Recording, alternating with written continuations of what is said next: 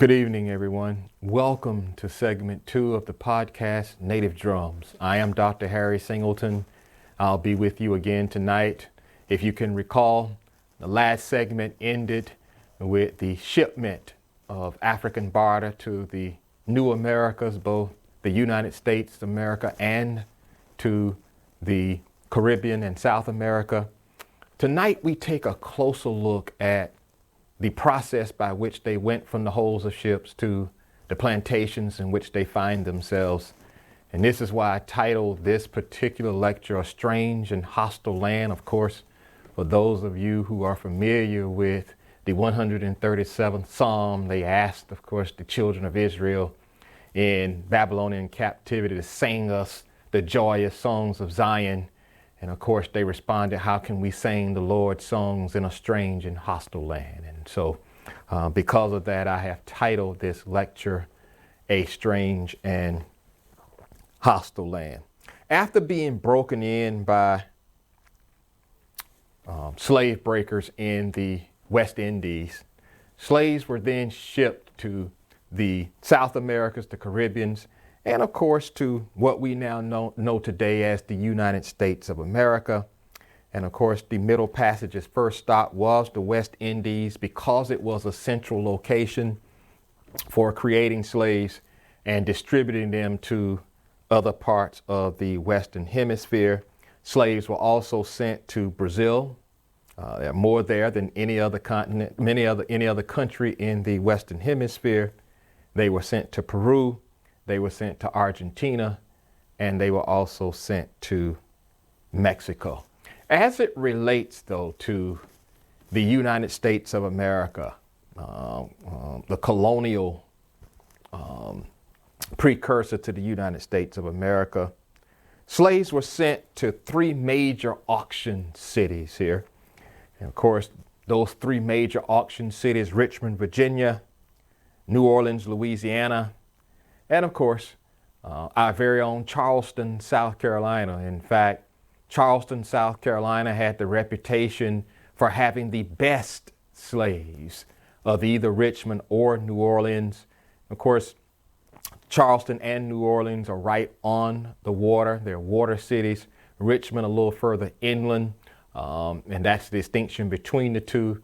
But of course, it made more sense logically to have a trading port for auction be at a water city like Charleston and like New Orleans. And so we even see slave traders in Virginia, Tennessee, Kentucky, Mississippi come to Charleston, South Carolina, even though Richmond or New Orleans may have been closer, namely because the so-called best slaves in terms of what you were looking for, you would find in Charleston, South Carolina. And so slave ports still there, good visit to increase your historical awareness of Charleston and its role in the slave trade.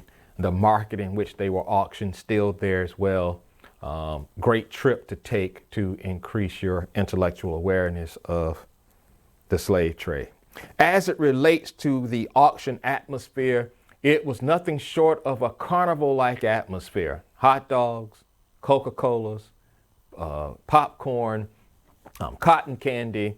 It was like a fair. And the slaveholders' kids look forward to going to auctions. They look forward to going to Charleston, look forward to going to New Orleans, look forward to going to Richmond to enjoy themselves while their fathers, of course, purchased slaves to bring back to their plantation.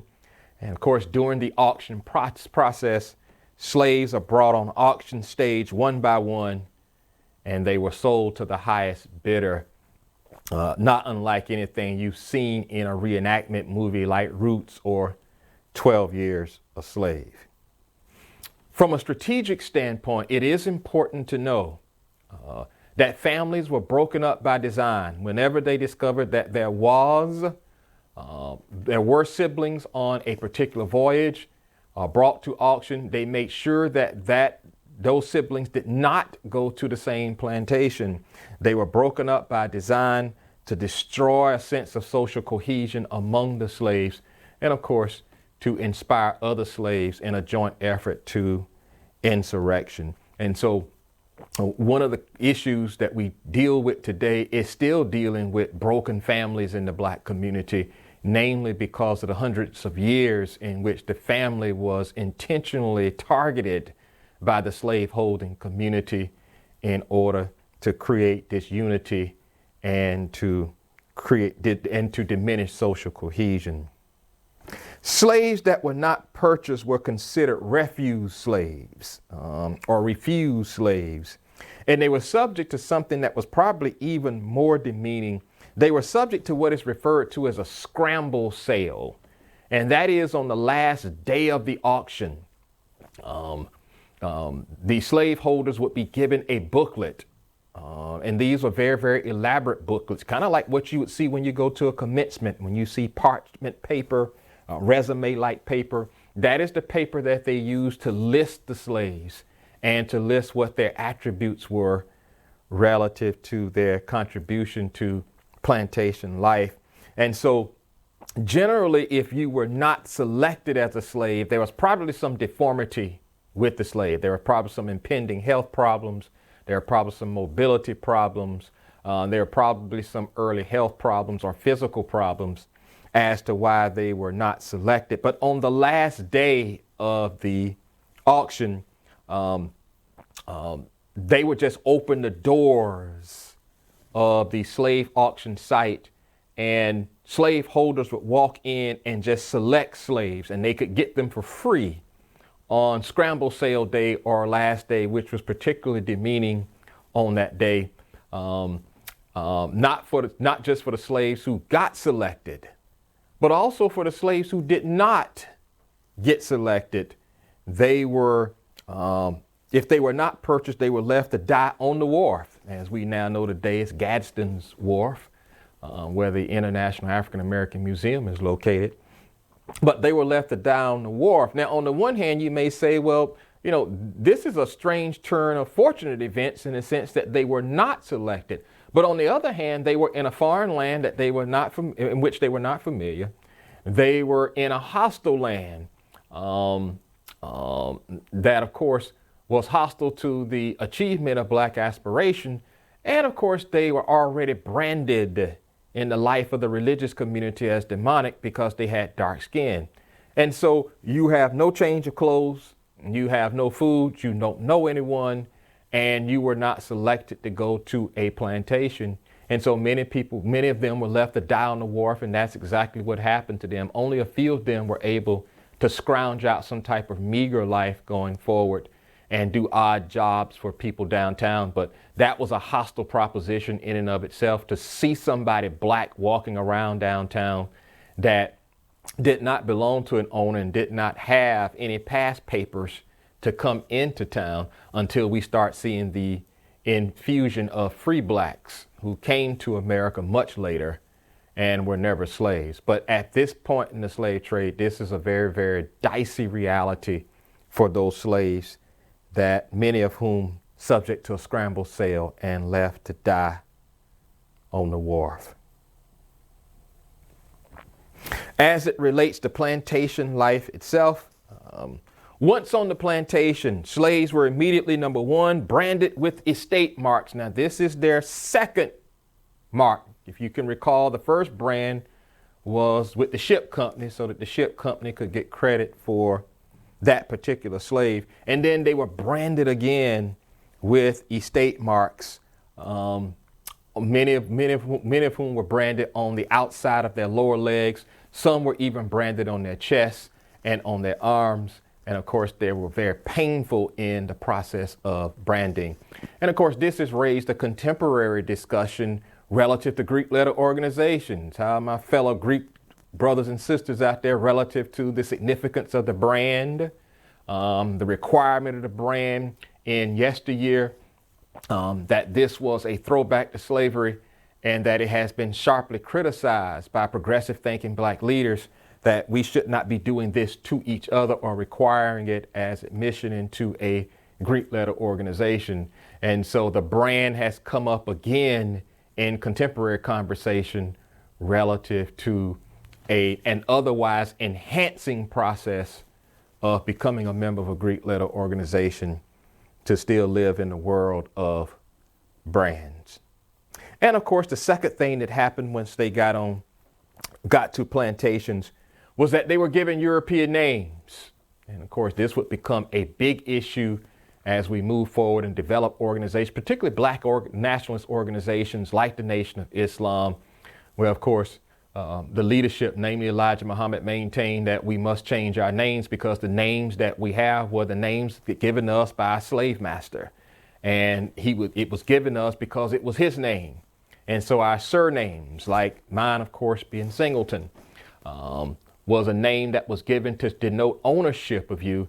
And of course, it's one of the first things you do as a human being when you own something. You name it. When we get a cat or dog and bring it home as a pet, one of the first things we do is name it. And so naming is very significant in cultural identity, which is why an organization like the Nation of Islam uses the X, where you abandon that slave name and you adopt the X, as we saw with Malcolm X. And X means origin unknown, meaning that you don't know your name, that the only name you do know, because of the way Africa has been pillaged culturally, that the only name you do know is the name that your slave master gave you, and you don't know your original name in West Africa. And so they were immediately branded with estate marks, and they were given European names. Slave quarters that were built for them on plantations often lacked a floor and often lacked heat. Generally, they had to create a fire outside and get as warm as they could and bring some coals in and try to use them to keep them warm, particularly in winter nights in Virginia and North Carolina and Maryland. Frederick Douglass talked about those cold winter nights when he was a slave. And most of the time they lacked the floor and heat, which was very, very inhumane. But that's what the intent was. The intent was to impose an inhumane context on African slaves at every turn in colonial life. And we'll look at that more closely in just a second. Food and clothes ration per slave usually consisted, number one, of 4 changes of clothes per year. And so for those of you who have 4 closets full of clothes now, you know, your ancestors had 4 changes of clothes per year. And so, and sometimes with some slave masters, it was 2, a winter outfit and a summer outfit with a jacket and boots. And of course, 2, sometimes 1 meal a day, mostly with no meat, of course, namely because they wanted to get as much labor out of slaves on a daily basis as they could. And they felt that if they fed slaves too much, particularly meat, that it would test the slave to laziness and lack of industry. And of course, which is one of the reasons why we pigged out on Sunday as often as we can, because we got Sunday off most of the time. But we ate very little during the week by design, so that we would not be given over to so-called laziness, and so that the optimum amount of labor could be obtained from us in a given day. Labor was constant and merciless. Of course, the historians have referred to it as from can't see to can't see, from can't see dawn to can't see dusk. And a lot of times, particularly during the cotton harvest, which was in late August, early September, which is why slaves hated the time of year of Labor Day, they would work 18 to even 20 hours a day, only get 4 hours of rest, and had to be back to bring cotton to harvest, and sometimes pick 500 pounds of cotton a day. And of course, this came out in the movie 12 Years a Slave. And you think about how light a cotton ball is. Think about how much you have to pick and put in satchels to end up with 500 pounds. That's inhumane and merciless in and of itself. Daily goals set by master for each slave per day. The penalty, generally one of 3 choices by the master if you didn't reach your goals. 39 lashes with the whip, which was done more often than the other 2. 39 lashes is significant. I'll talk about that in just a second. One of the other ways of penalizing the slaves was denial of dinner. And so your meal went from 2 meals to 1 meal. You would be denied dinner if you didn't meet your goals. And those were considered the nice masters, the ones who didn't whip you and just denied you dinner. And of course, the third way in which, particularly for women, generally slave masters who found slave women an object of sexual desire, if you want to call it that in that context, would generally set goals for her that he knew that she could not meet. And of course, the penalty most often is that he raped her.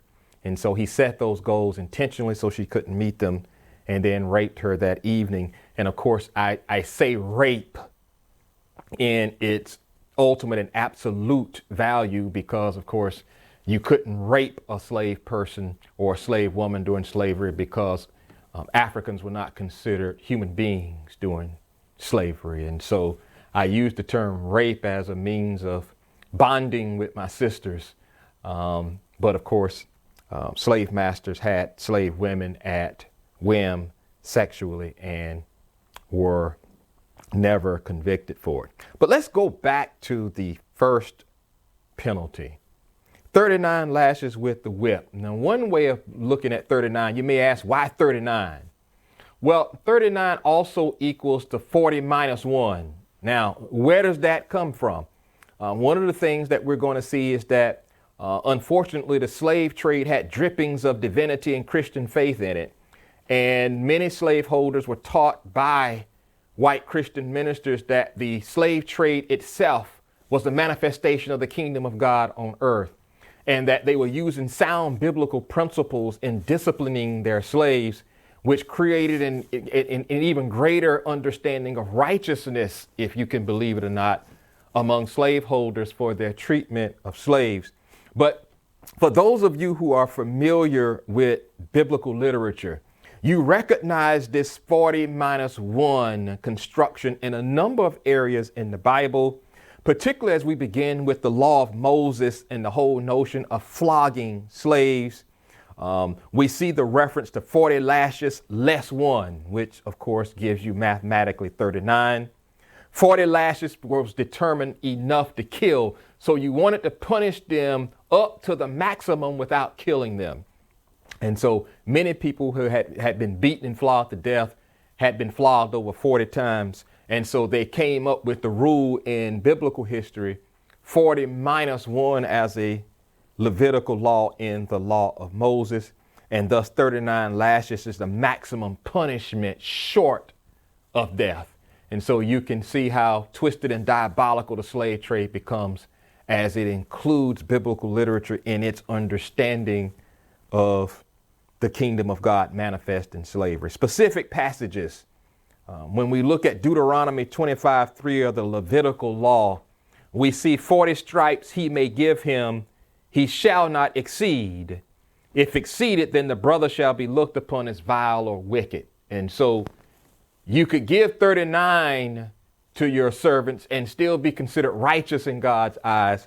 But once you hit 40 and exceeded 40, you were looked upon as vile. And so you see this 39 lashes become very prevalent in the life of slavery as a means of disciplining slaves. Criminals, transgressors of the law, were to receive no more than 40 lashes.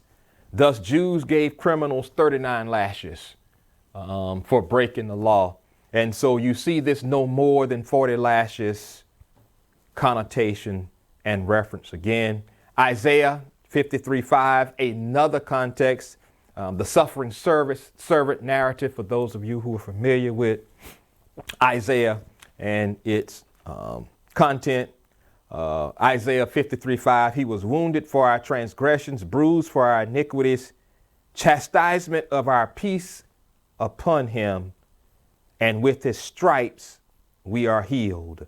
And so you see slave masters teach slaves that they're putting stripes on their back because, of course, it's a biblical reference. And even slaves would argue with each other about insurrections. And they'll say that, well, I'm not going to wear any stripes for this insurrection, meaning I'm not going to get involved in it. And so stripes becomes the language of disciplining from both slave master and from slave.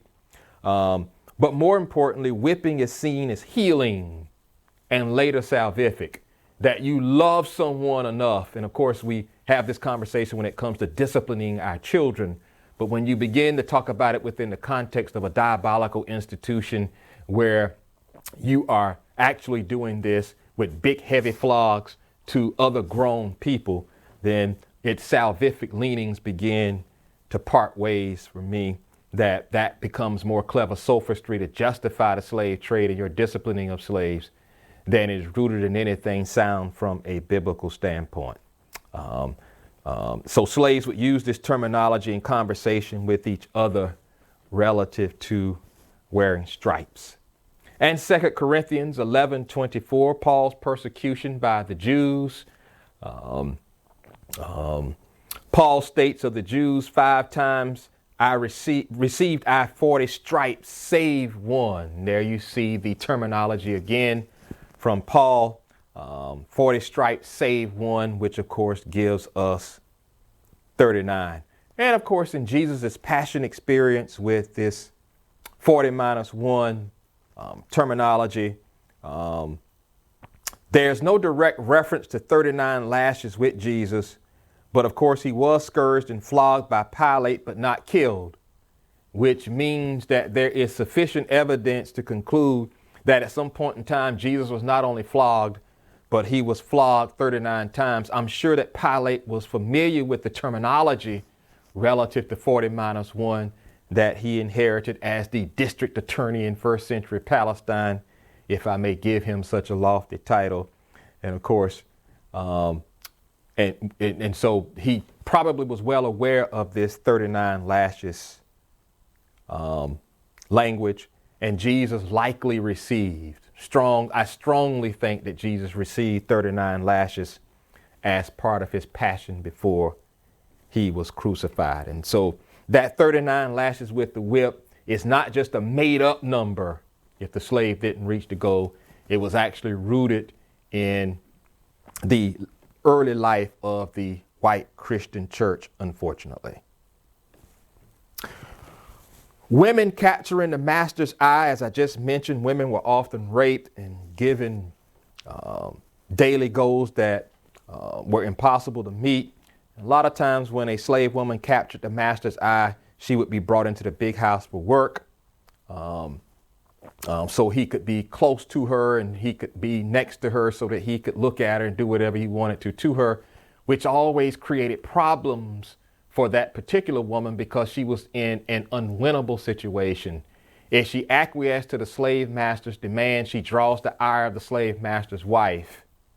If she doesn't capitulate to the slave master's demands, then likely he sells her off to another plantation or flogs her brutally.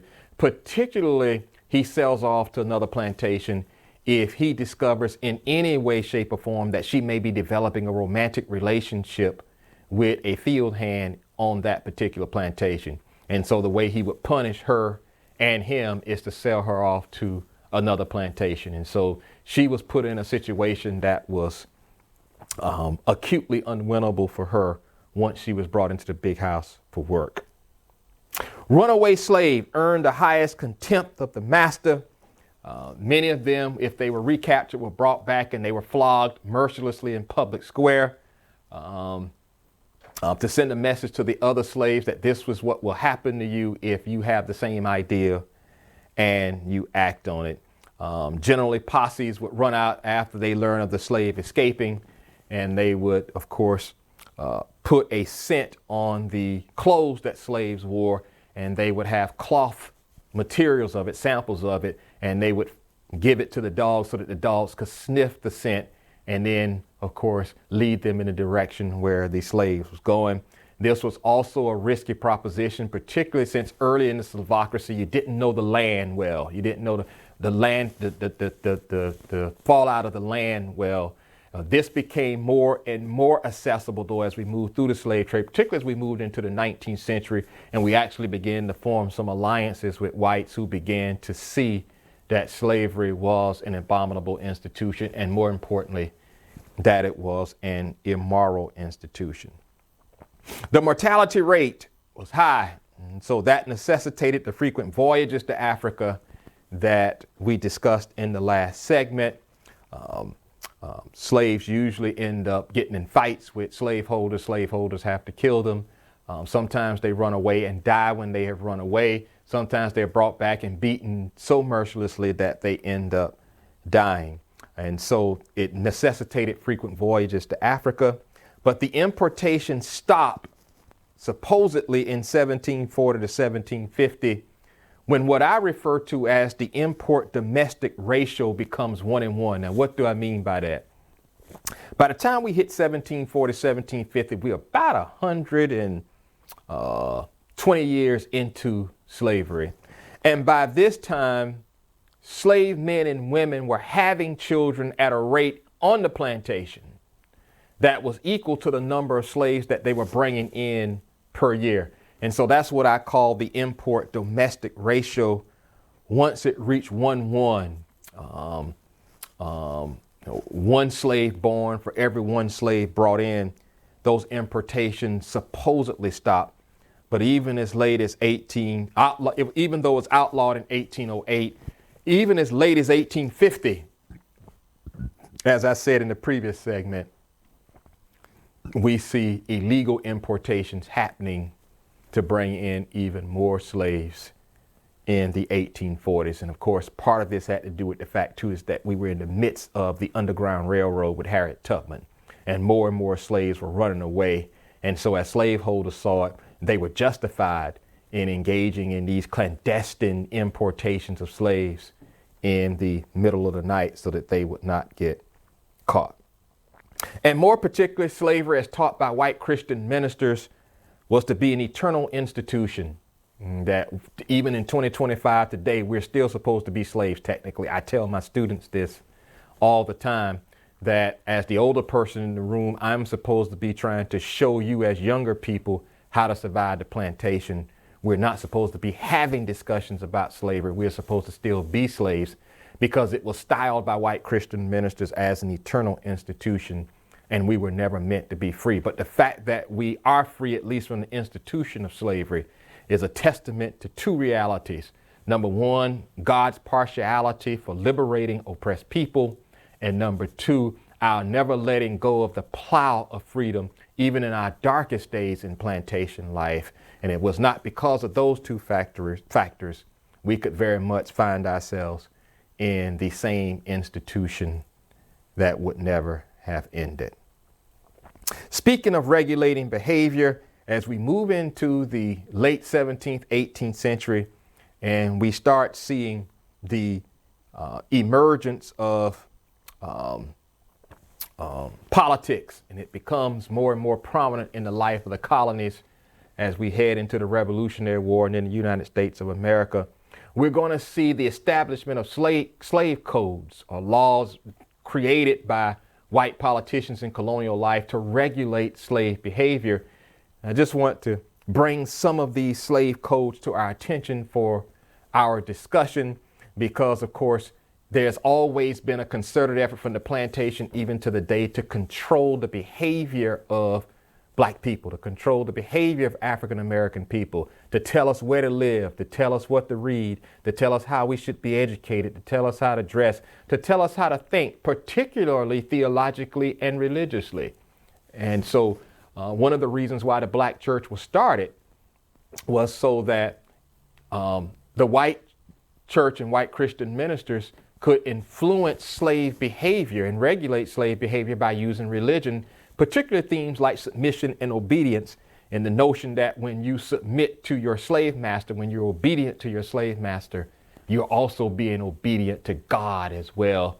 And of course, white images with Jesus were touted, in particular as we move into the 19th century, and became more and more prevalent as a way of suggesting subconsciously to the slave that because Jesus is white and because your slaveholder is white, that the drippings of divinity lie in the very people who are enslaving you. And since you are non-white, you are further away from divinity. And so in order for you to become righteous And for you to experience eternal life after death, you need to be obedient to the people in whose image Jesus is in today. Very wicked way of connecting divine reality with the context of human bondage and black dehumanization. And so every effort was made to take power away from slaves in the significant dimensions of human existence, i.e. to make the slave feel totally dependent on the master. And of course, as I said in the previous segment, they would break brothers and sisters up, born siblings, blood siblings, to destroy any sense of social cohesion, because the slaveholder wanted slaves to be totally dependent on him for the necessities of life. We see that mentality still prevalent today, ultimately relative to employment, relative to economics, relative to the ultimate decisions that are being made in the life of the country and the world. They are still being made mainly by white men, and they are being made not only for white men, but they're being made for everyone else. And so in that sense, the foundation of the slave codes, mentality-wise, in many ways still exists today. Let's take a look at 10 of these codes that I want to bring to our attention tonight. Slaves could not leave, number one, the plantation without permission of the master or unless accompanied by a white person.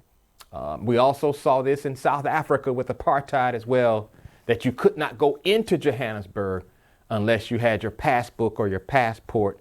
One of the things that Nelson Mandela did before he was arrested and sent to jail for 27 years to protest the booklet that you needed to get into Johannesburg, he burned it in open square. He set fire to it in open square, which only increased his visibility to be imprisoned for publicly flouting and taunting the South African law relative to black people. And so you could not leave the plantation without permission of a master or unless you were accompanied by a white person. You usually used to have a pass, particularly in Virginia and Maryland. Frederick Douglass talked about having to have a pass to go into town. And in fact, that ended up being the way in which he escaped. He went into town and he was able to slip away. At that time, he had someone with him. He was able to slip away from them and move from slave to free status. Number two, slaves could not gather on the plantation in numbers larger than 5. For obvious reasons, because of the lack of trust in slaves and because of the slave penchant to want to run away from the plantation like anyone would in that context, slaveholders didn't allow slaves to gather in numbers larger than 5. Even when the black church was started, slaveholders would go in as well as white ministers and sit in the back of the church to make sure that slaves were not plotting insurrection, which was a risky proposition for them to allow slaves to gather in numbers larger than 5. But the slave code was that slaves could not gather on the plantation in numbers larger than 5. 3, slaves could not own a weapon of any kind for obvious reasons, to be used in insurrection, to use to kill the master. And of course, when we see the insurrectionists come, the insurrections happen because slaves are able to get a hold of weapons and use them in bloody, violent insurrections. We see that in the insurrection of Nat Turner at Gabriel Prosser and right down in Charleston with Denmark Vesey. We even see in 1859 John Brown, a white minister who had led a successful slave revolt in Missouri, break into the armory in Harpers Ferry, Virginia, and seize weapons and arm slaves for insurrection in Harpers Ferry, Virginia. And so we still have that debate today constitutionally in America, whether it's good to own a gun or not. And we see so much gun violence today. We see a different conversation today than the one then, but we still have been a weapon crazy and a weapon conscience kind of nation.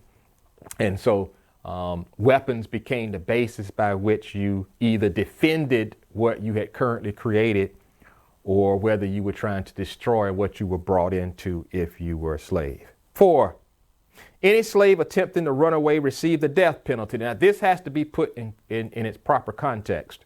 Even though it was a slave code, if you were able to capture a runaway slave and get him back to the plantation, you didn't want to kill him because you lost the labor. So this slave code was enacted more to scare slaves than anything else. Very seldom were slaves killed if they were captured after running away. But more particularly, I call this, not another slave code, but a corresponding slave code because it's in the same area. In our state of South Carolina, in 1712, a runaway slave evading capture for at least 20 days. The first offense, he was publicly whipped. If he evaded capture for 20 days, most of the time, too, if you could get away for 20 days, you probably had a good chance of making it to freedom, particularly when the Underground Railroad comes along in the 19th century. But at this point, it doesn't exist yet. The second offense, if you evaded capture for at least 20 days, you were branded with an R on your right cheek. There's another brand that we talk about. And of course, the R means runaway. And this was done quite frequently because it involved a lot of pain for the brand to be put on your face. And at the same time, it could send a message without killing you, and they could continue to benefit from your labor. The third offense, your ear was cut off. Yes, you heard me right. Your ear was cut off. Now, why your ear? Namely because your ear can be cut off in such a way by a novice and you not bleed out, which would not necessarily be the case if they cut your tongue out. Sometimes they would cut your tongue out and you would bleed out. They didn't want you to bleed out because they didn't want you to die. And so they wanted you to stay alive. And so a lot of times they would cut off the ear, and it would be excruciatingly painful, as you might suspect. But at the same time, it would not cause you to bleed out and bleed to death. And of course, the fourth offense, this also had to be done without the slave man bleeding out, and he was castrated, which is why it's the fourth offense, because you had to be skilled at cutting him in such a way in his scrotum so that he wouldn't bleed out. Most of the time he would, and so that's why this is the fourth offense for a runaway slave evading capture for at least 20 days. And so you can see that the battle lines are clearly drawn, the gauntlet is thrown down, and of course they try to do everything they can to impose excruciating pain on the slave while at the same time trying to keep him alive so that they can continue to exploit their labor. 5, no slave could work for pay. And of course, we continue to have an economic crisis in America that's growing even wider between the haves and the have-nots, even in a Christian nation that is supposed to be concerned primarily with transforming the conditions of the poor. We seem to be headed in the opposite direction than that. And so slaves could not work for pay, obviously, so that you couldn't develop any type of wealth or material base in order for you to form an insurrection. But even further than that, to lay the foundation for you to build communities, which we saw post-slavery, that we saw in Wilmington, that we saw in Chicago, that we saw in Greenwood, in Oklahoma. And so we see these developments of African-American money moving around in the community through different merchants post-slavery. And the fear even then was that if you gave slaves money, that they may use it for their benefit, not to remain slaves. Although there were some slaveholders that ignored this particular slave code and paid some of their slaves, and their slaves brought their freedom. David Walker purchased his freedom. A number of other slaves purchased their freedom because they saved every penny that they were given by their slaveholder. And of course, once the slaveholder had set the price for what he paid for him and they paid the slave master that amount, some slaveholders would free slaves. This would certainly be the case as we move into the 19th century. Still here in the 18th century, most slaves, if not all, received no pay for their work. 6, no slave could marry. Of course, that will allow you to establish meaning and purposiveness in the life of your community relative to establishing families. Social cohesion was a big issue among slave masters. They did not want slaves to develop social cohesion.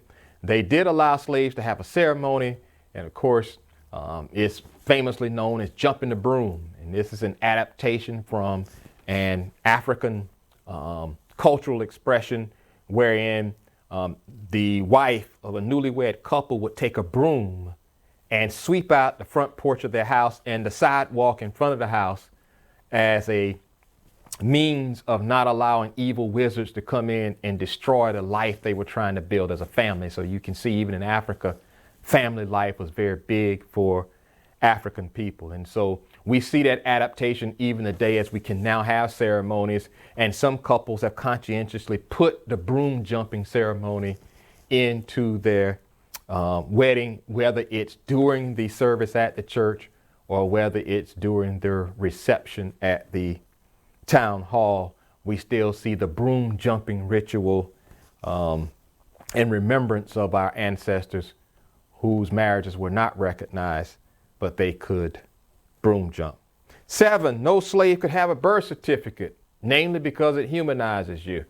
And so most slaves, and even post-slavery, we couldn't have a birth certificate. In fact, that's a relatively new phenomenon for African Americans. Even as late as the 1960s, African Americans didn't get birth certificates. Wives delivered black kids, and the midwife would write it down on a piece of paper, the date and the year and the time. And of course, they would fold that paper up and put it in that big Bible that we had in our coffee tables in our homes as African Americans, because you couldn't have an official birth certificate. So that's how we knew what our age was and our birthday was when the midwife delivered us. And so the very simple reason why this is the case is because white people could have a birth certificate. And so you're starting to see any type of coalescing as being anathema to the white community, that they wanted to be able to separate themselves from black people in terms of what makes one fundamentally human. And of course, denying marriage on the one hand, denying birth certificate are ways in which you draw that sharp distinction between your superiority as a white community and black people's inferiority. 8, as chattel, slave women could not refuse sex from a white man. As I said earlier, there was no such thing as rape, even though it was rape, as black women did not want to have sex with their slaveholders. We do see some slave women using that as a basis socially to try to derive favors from the slave master. We saw that, of course, prominently with Thomas Jefferson and Sally Hemings.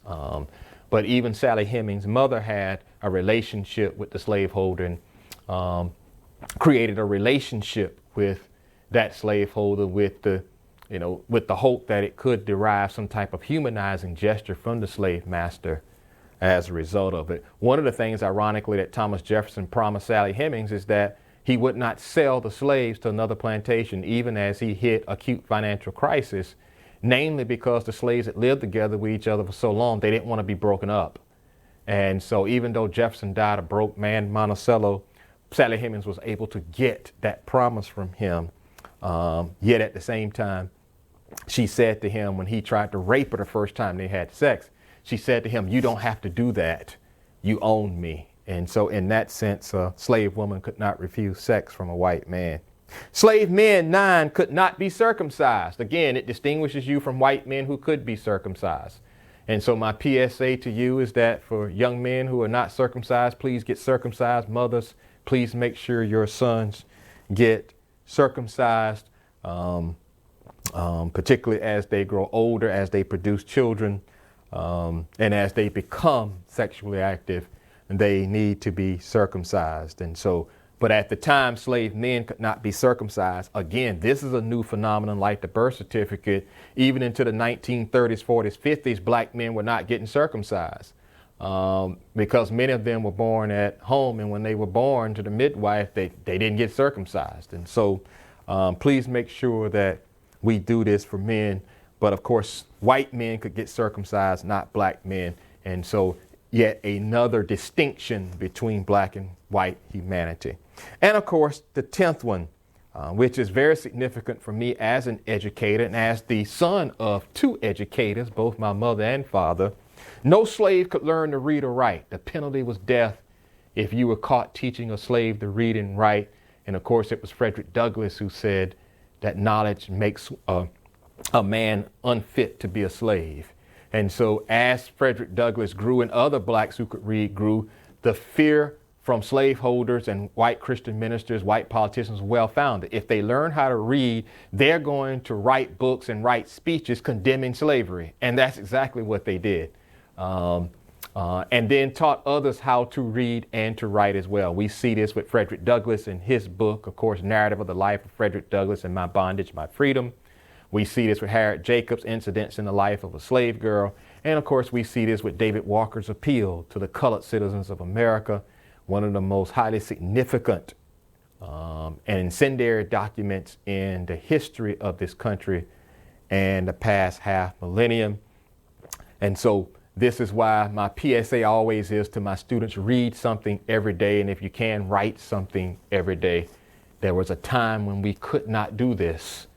And of course, you need to maximize your opportunity now to become as educated as you possibly can, both formally and informally, and never take for granted the ability to be able to read and the ability to be able to write, because the pen, in many cases, in the onward march of human civilization and human development, is mightier than the sword, and that you can transform world historical situations with your pen and with your tongue quicker than you can with a tank, with a machete, or with a sword.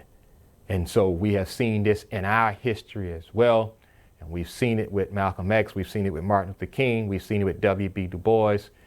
We've seen it with Ida B. Wells Barnett, people who could write it, people who could say it, and transformed black existence and made this world look at black people as human beings, and to see black Americans at the vanguard of forwarding change for oppressed people, not only in America, but throughout the world, in China, in South Africa, in India, taking their cue from African American people who learn how to read and write and use that knowledge to be able to craft speeches and to be able to craft literary works that shook up the world, as they say, relative to the notion of bondage and the relationship of human bondage to a God that liberates God's people, that does not condone bondage, and is partial and takes sides against the poor, the marginalized, the vilified, and the demonized